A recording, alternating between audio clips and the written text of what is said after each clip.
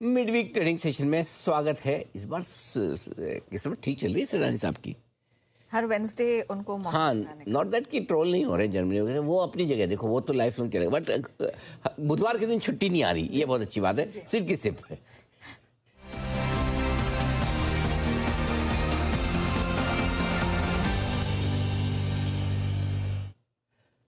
हमारे हमेशा की तरह बहुत ही बेहतरीन टाई पहनकर आए हैं सिद्धार्थ जी। सुप्रभात सर, लुकिंग स्मार्टर।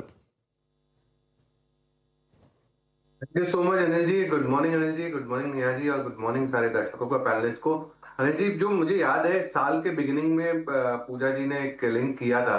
दो बुधवार ऐसे हैं जिसमें छुट्टी आने वाली है। वो दो बुधवार तो मैं भूल मिस कर गया हूँ, एक बुधवार तो बीच में आया था। पर साल में सिर्फ दो ही बुधवार ऐसे हैं जहाँ पे छुट्टी आएगी मार्केट की। बाकी सारे बुधवार देखो, ऐसे लोग आपको कम मिलेंगे। ये ऐसे एक्सपर्ट हमारे पैनल पे मिलेंगे आपको, जी, जी। जिनको छुट्टी आए तो थोड़ा दुख होता है।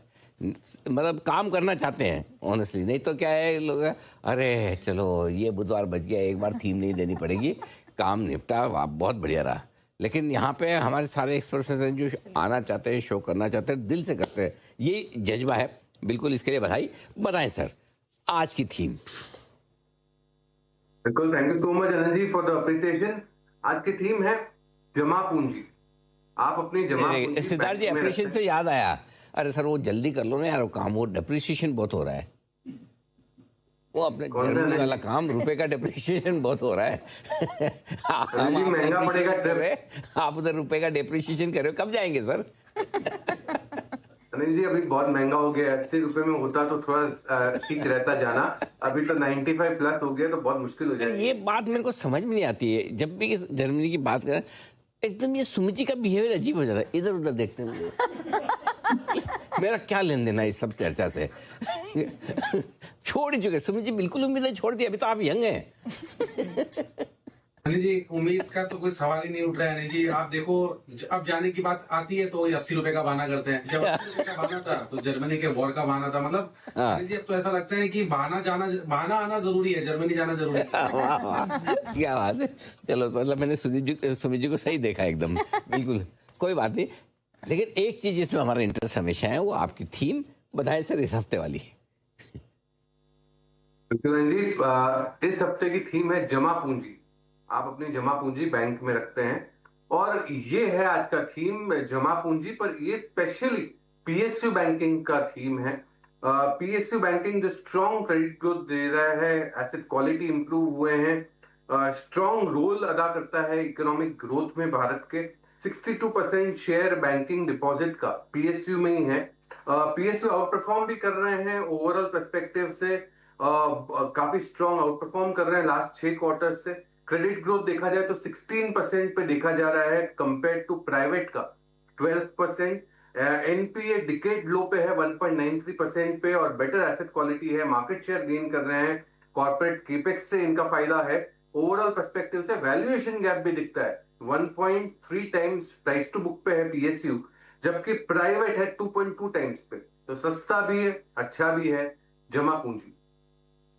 ओके, जमा पूंजी, ये है थीम, और बहुत ही नई और अनोखी थीम लेकर आए हैं आपके लिए। बैंकों के ऊपर आइए जरा समझ लेते हैं सिद्धार्थ जी से, कौन से स्टॉक्स हैं उनकी लिस्ट में। सिद्धार्थ जी समझाएं। देखिए, 4 कंपनी खरीदनी है जमा पूंजी में, और वो चारों कंपनियां पीएसयू बैंकिंग स्पेस से है। सबसे पहली कंपनी होगी बैंक ऑफ बड़ौदा, जहां पे टारगेट आपको 329 का रखना है। अक्टूबर 23 से हम रेकमेंड करते आ रहे हैं।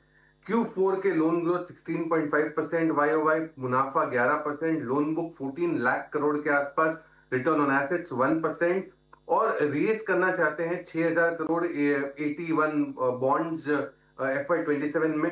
लोन ग्रोथ गाइडेंस भी स्ट्रांग है 12 to 14% का, और रिटर्न ऑन एसेट्स भी उम्मीद है 1.11%। दूसरी कंपनी जमा पूंजी की है देश की तिजोरी, स्टेट बैंक ऑफ इंडिया।